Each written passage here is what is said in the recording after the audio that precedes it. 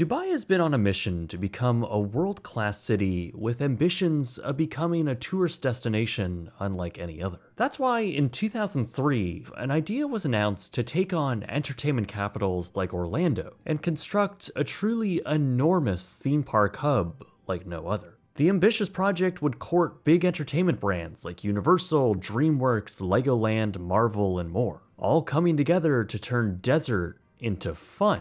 What's up guys, my name is Jake, and in this episode of Cancelled, we're gonna take a look into Dubailand, one of the largest and most ambitious theme park projects ever conceived, and one which ultimately burned through millions, potentially billions of dollars, saw very little progress, and brought way too many people aboard the hype train, all for it to only crumble apart and ultimately get cancelled.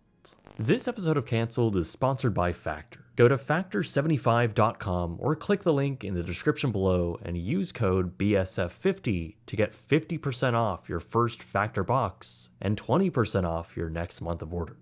In late 2003, the United Arab Emirates' largest tourism project to date was announced. It was the pet project of Dubai Crown Prince Mohammed bin Rashid Al Maktoum, and it was ambitious to say the least. The idea was to expand Dubai's tourism appeal across the world to now include themed entertainment. Orlando, Florida is best known for its eclectic portfolio of theme parks that capture Western tourists with massive numbers.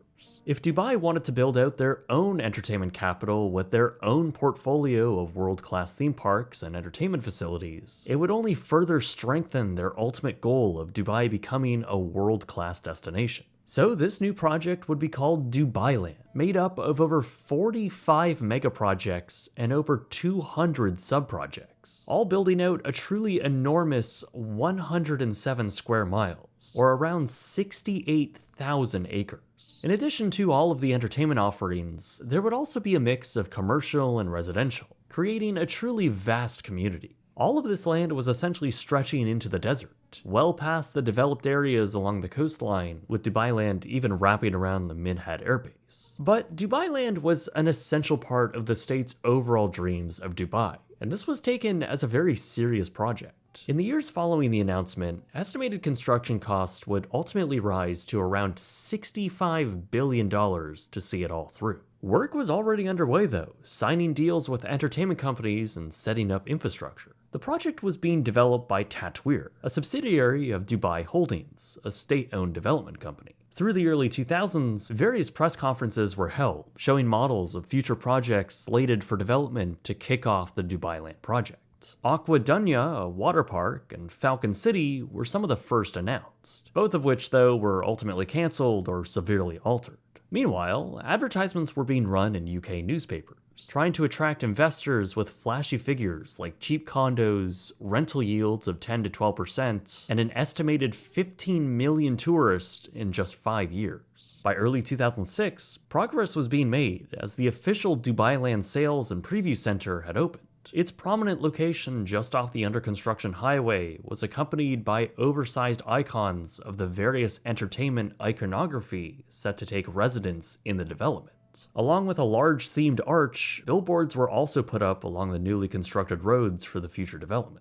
Within the new experience center, a massive model showing the vast scope of the development, along with a mock themed street with iconography and models of signed-on developers, gave the public and potential investors an idea of what it was all going to look like.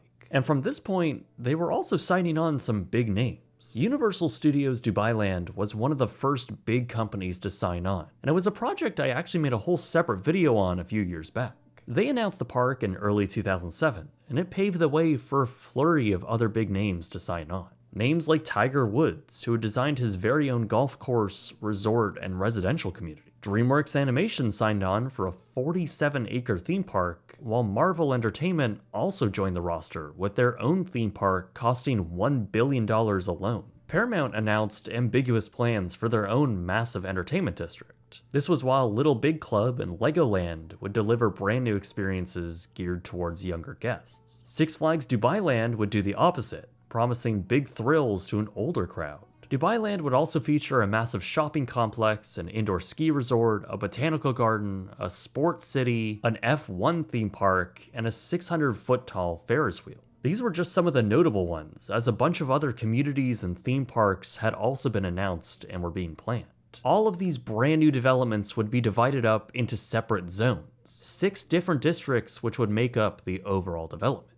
Ultimately, the Dubailand project was as fleshed out as it had ever been, and with all of these big theme park names behind the project, its prospects of coming to fruition were looking less and less like a pipe dream. Tatweer stated that the mega project would be completed by 2025, with over 3 million visitors a year expected to visit the complex. Many of these signings and proposals were announced in 2008, and that's probably sounding pretty unfortunate, as that year was also the same year as the Great Recession. Initially, leadership at Dubailand had confidently asserted that the project was unaffected by the recession, and that many of the projects would indeed be ready by 2010. However, Dubai was hit incredibly hard by the global crisis, particularly in 2009. Developers who were working on mega projects across the country had their lines of credit frozen amidst fears of a rocky real estate market going into the future. The UAE saw a massive real estate crash, with many investors withdrawing their money. In fact, around 50% of real estate projects in Dubai had either been cancelled or put on hold.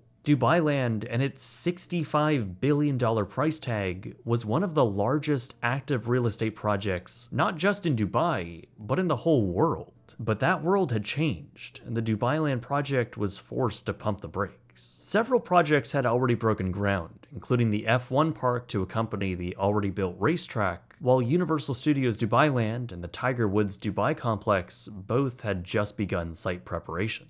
Other projects, like the Dubai Sports City, were already halfway through vertical construction. All of these projects, as well as ones actively in development, had been stopped in their tracks. As Dubai's real estate problems grew worse, and the Dubailand project appearing like it would take a while to get back on track, it seemed that many investors and key American companies who were signed on as operators, they began losing interest. Immediately following the work stoppage in 2009, not much was announced on both the status of active projects and when developed plans would actually start construction. Dubai's real estate economy was in shambles, and it really seemed that all of Dubailand had been put on an indefinite hold. Years came and went, still with little development at the site. In fact, the only tangible evidence of future development at the site did nothing but reinforce the harsh realities of Dubailand. Many billboards surrounding the area had begun to weather with the color washed out from the sun. This was while development offices for some of the future parks, like the Marvel project, were left empty and derelict. While those projects sat on the back burner, one themed entertainment project did actually come to fruition. That being the Dubai Miracle Garden in 2013, built right across the street from the Dubailand Experience Center. It opened as one of the cheapest to build theme parks in the whole project. But while this opening may have signaled life for the project as a whole, the reality didn't really reflect that. By this point, the Dubai Wheel had been officially cancelled, while the large park signs along the side of the preview center had now been removed. So too were the development offices for Universal Studios, which by 2016 had officially been cancelled. The same went for the Six Flags Park as well as the Dreamworks project. Both were officially scrapped. As the website went offline, the sales center went dormant and baked away in the hot desert sun. Tatweer, the original corporation leading the Dubailand project, had now been absorbed back into Dubai Holdings. Now with the parent company seemingly losing all interest in keeping the project alive in its original form. Now that's not to say all projects ended up dying. Work did begin at the Tiger Woods property once again in 2015. That's after it had sat abandoned for over 6 years. It was now rebranded as a large residential community called Damac Hills. As for the Marvel Park, well, after Disney acquired the brand, they did keep with their promise of bringing Marvel characters to the Middle East. Disney made it clear, though, that it wouldn't be in the form of a theme park, and that Imagineering would not be a part of it. It would instead be a licensing agreement which would culminate with the City of Arabia community, which constructed the world's largest indoor theme park, IMG Worlds of Adventure. Marvel has a decent presence inside, and despite it being nowhere at the scale of the original plan, the land and the park itself was initially a popular development. Not sure if you could say the same for the rest of the City of Arabia though, as most of it is unfinished, with a small residential component, a large tower which appears to be vacant, and various abandoned half-constructed plazas. But Dubai wasn't finished with theme parks. A few years after the decline of the real estate market, and with Dubailand clearly not coming to fruition in the form they had originally envisioned, a new developer then announced a much smaller scale project with some of the original partners for Dubailand.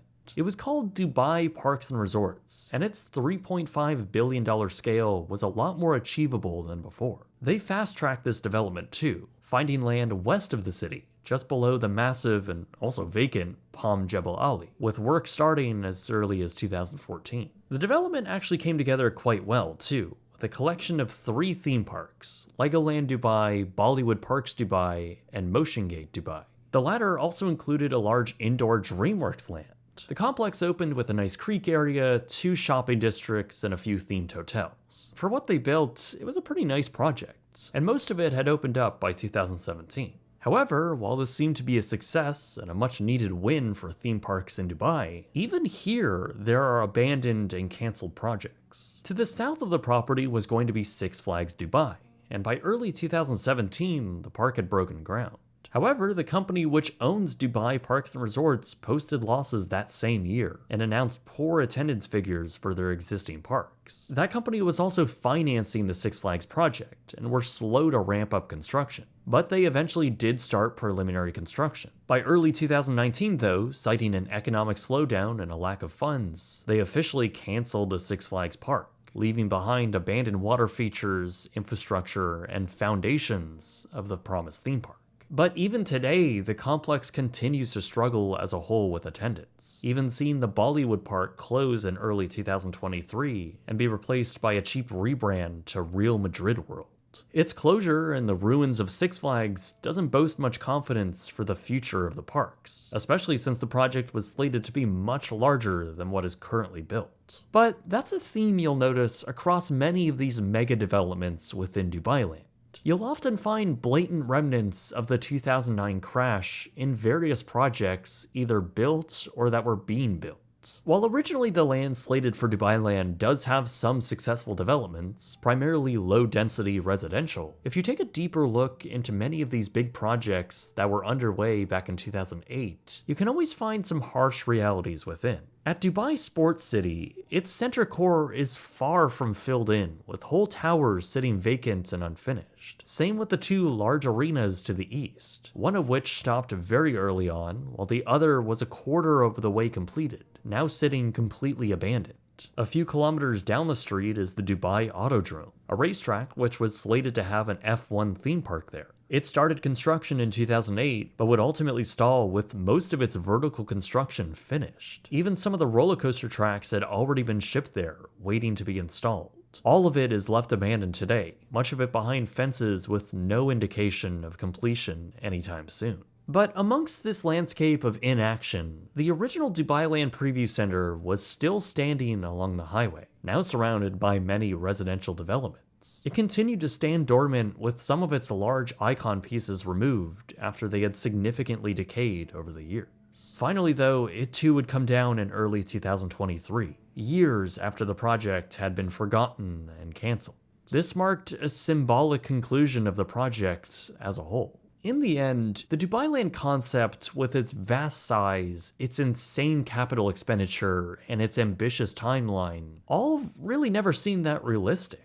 I mean, building 45 mega projects with another 200 smaller projects all across 107 square miles in the middle of the desert, many based around themed entertainment, seems honestly ludicrous when you look at it now. All of these theme park operators, all of this hype and money being injected into this project, all for something that I'm not even sure was sustainable from day one. There's a very real case that Dubai is currently not a city capable of supporting multiple theme parks. The one major park that did get across the finish line, IMG Worlds of Adventure, has had rocky attendance. And even the Dubai Parks and Resorts complex that did ultimately get built, well, they've been facing massive financial difficulties and poor attendance. And it's not even anywhere near what it had been originally planned as a full build-out. It's also currently in the middle of nowhere. And when other theme park operators like 20th Century Fox wanted to build a theme park here in 2015, they ultimately canceled their project, citing concerns that there was a saturated supply of theme parks in the area. And that's all just from 4 or 5 parks in Dubai right now. Imagine if Universal and all of these other operators saw their projects through, and Dubailand was built with its original scale intact. Maybe its failure then was a blessing in disguise. Regardless, the project burned a lot of time and money. Almost a sickening amount. Instead of millions of tourists visiting to see world-class theme parks, all that remains now is a bunch of suburban homes and a whole bunch of sand. This video is sponsored by Factor, a really exciting sponsor to have since prior to working with them, and even now, I've been an actual customer. Basically, Factor is a service where you can choose from over 35 chef-prepared meal options each week, and have them delivered straight to you. Some of those choices include Protein Plus, Calorie Smart, Keto, and Vegan and Veggie. So instead of spending hours preparing meals each day, something that is sometimes difficult for me to do since my life is often hectic, or spending an enormous amount of money ordering delivery, Factor simplifies it all. All you need to do is select what you want, have it delivered to you, open the packaging, put it in the microwave for 2 minutes, and it's ready to go. Perhaps the best part about all of this though is that the food is actually really good. Among my many good meals this week was this honey mustard chicken, which genuinely tasted delicious. I have yet to be dissatisfied by a Factor meal. So if you want to try it out for yourself at a discount, you can head to factor75.com or click the link in the description below and use my code BSF50 to get 50% off your Factor box and 20% off your next month of orders. That's code BSF50 at factor75.com to get 50% off your first box plus 20% off your next month of orders. Anyway guys, my name is Jake, and thank you very much for watching.